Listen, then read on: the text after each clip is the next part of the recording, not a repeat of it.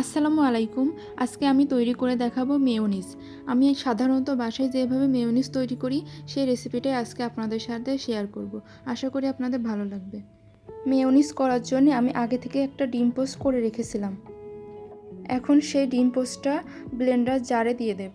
আমি সবসময় ডিম পোস্ট দিয়েই মেয়োনিজ করে থাকি। এবার ডিম পোস্ট করার পর যে তেলটা থেকে গেছিলো সেই তেলটা দিয়ে দেব। আমি কখনো সরাসরি কাঁচা তেল ইউজ করি না, ওই জন্য যখন ডিম পোস্ট করি তখন এক্সট্রা করে তেল বেশি দিয়ে ডিম পোস্টটা করে নিই।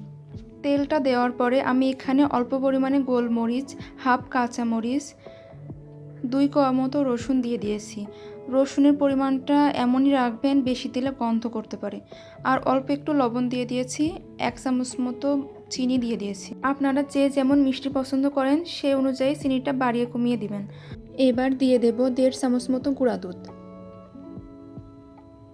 আর দিয়ে দেব কিছুটা লেবুর রস। এবার সবগুলো উপকরণ বেশ কিছুক্ষণ ভালোভাবে ব্লেন্ড করে নেব। আমার মেয়োনিজ একদম রেডি। এখন একটা পাত্রে ঢেলে আপনাদের দেখিয়ে দেব। এই মেয়োনিজটা খেতে অনেক মজা হয়। আপনারা বাসায় একবার হলেও রেসিপিটা ট্রাই করবেন।